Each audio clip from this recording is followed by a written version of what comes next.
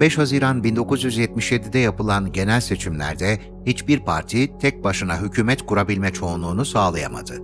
21 Temmuz 1977'de Adalet Partisi, yanına Milli Selamet Partisi ve Milliyetçi Hareket Partisi'ni de alarak 2. Milliyetçi Cephe hükümetini kurdu.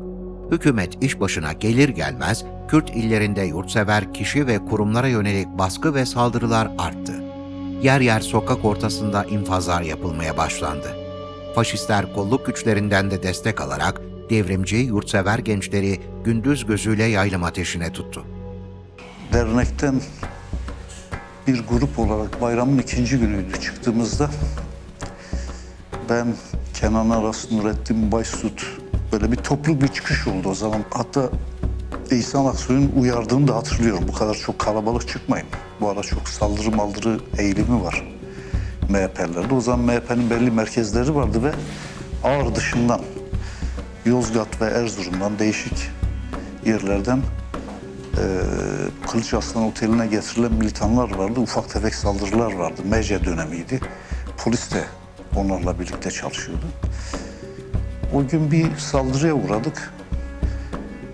Toplu hepimize saldırı yapıldı. O saldırıda ben ağır yaralandım. Aydın Bozdağ denilen bir abimiz vardı yine. Nurettin Başsutlar'ın kuşağından. O ayağımdan yaralandı. Bir sene falan ben hastanede yattım. O üniversite hayali de bitti. Hukuk fakültesi hayali. Hemen hemen ilk saldırılardan biriydi. Kürt coğrafyasında böyle bir olay ilklerden biriydi sanırım. Veya ilkti. Öyle tahmin ediyorum. Zikti aşiretini arkasına alarak MHP güçlenmeye başladı. MHP'li öğretmenler bile gelip oradan maaş alıp gidiyorlar. Töbder'den. Orada biz benimle Cihat Elçi gittik, baktık MHP'ler para topluyoruz. Dedik niye para topluyorsunuz burada? Bizim derneğimizde niye para topluyorsunuz? Toplarsız toplamazsız biz birbirimize girdik. Orada babam da öğretmen olduğu için geldi dedi oğlum bu Bingöl'ün bütün namusu sizden soruluyor.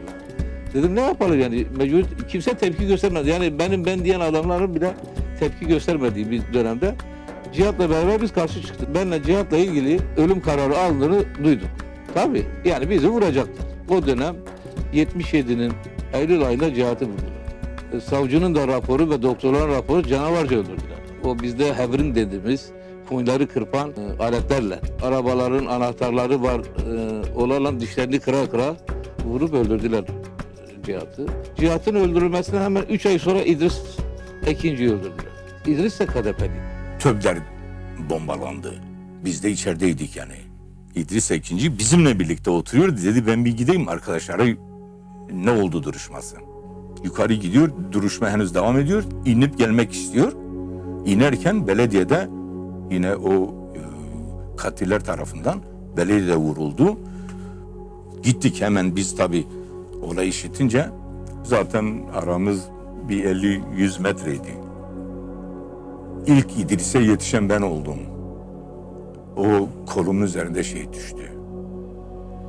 Hiç unutmayacağım bunu.